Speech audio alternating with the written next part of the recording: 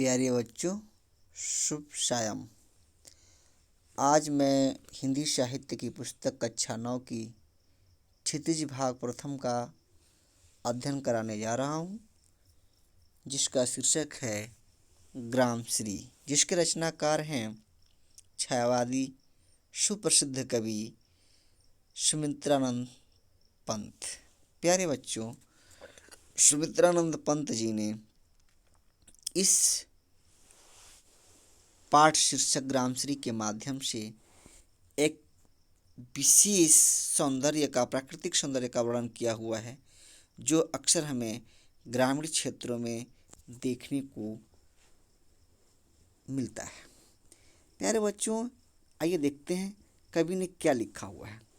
कवि लिख रहे हैं, बालू के सापों से अंकित गंगा की सतरंगी रेती, सुंदर लगती सरपत छाई, तट पर तरबूजों की खेती, अंगुली की कंघी से बगुले कल अंगी संवारते हैं कोई, तिरते जल में सुर खाब पुलिन पर मगरौठी रहती सोई। आइए देखते हैं कवि ने किसका वर्णन कितना सुंदर तरीके से किया हुआ है। प्यारे बच्चों, हम इसमें देखेंगे कवि ने कुछ इस प्रकार से वर्णन किया हुआ है। कवि कह रहा है कि बालू के सापों से अंकित गंगा की सतरंगी रेती, अर्थात कवि सुमित्रानंद पंत जी कह रहे हैं कि इन पंक्तियों में कवि ने जो है गंगा के तट पर जो भूमि है, अर्थात जो बालू है, बालू युक्त जो क्षेत्र है, उसका सुंदर वर्णन किया हुआ है।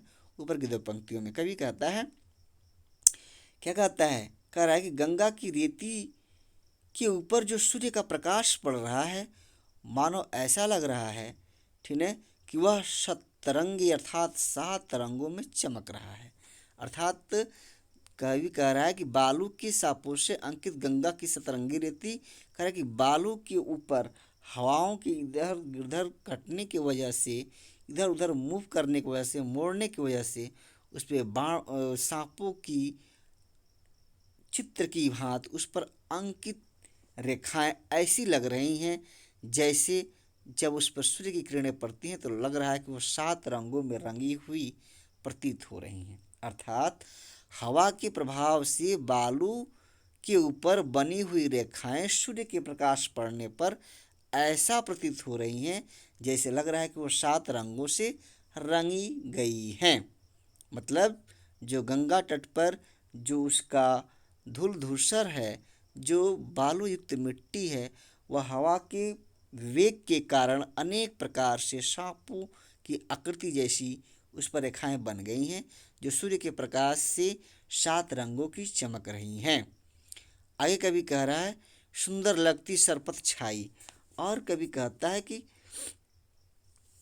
चारों तरफ उस तट पर, आगे कवि जो है कवि वर्णन कर रहा है कि सुंदर लगती सरपत छाई, तट पर तरबूजों की खेती।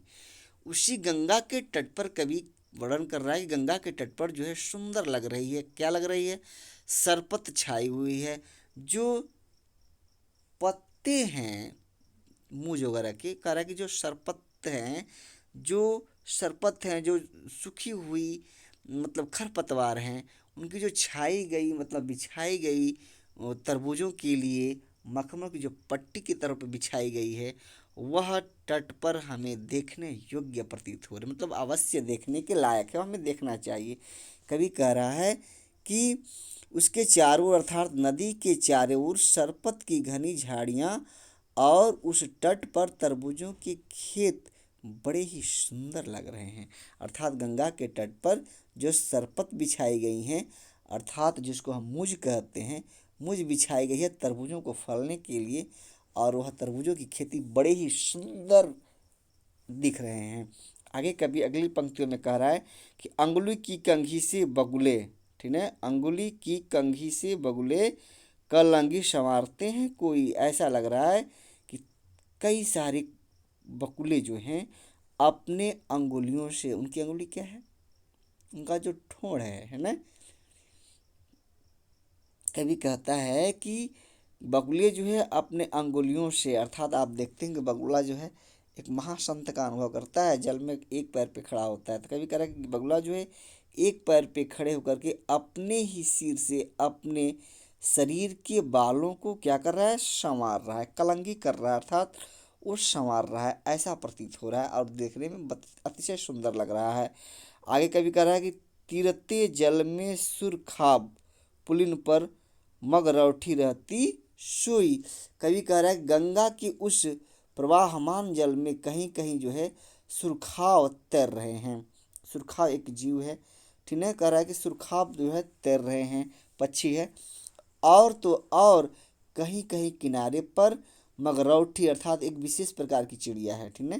कभी कह रहा है कहीं कहीं तट पर जो है मगरौठी नामक चिड़िया भी ऊँघती हुई दिखाई दे रही है, ठीक है। मगरौठी रहती सोई, सोई अर्थात झप्पी लेती हुई हमें नजर आ रही है। अर्थात कवि जो है पूरे पंक्ति में, पूरे इस पद में जो है गंगा और गंगा के तट की शोभा का वर्णन किया हुआ है। कवि कहता है गंगा के तट पर जो बालू पर आकृतियां बनी हुई है वह सूर्य के प्रकाश में अतिशय देखने योग्य होती है।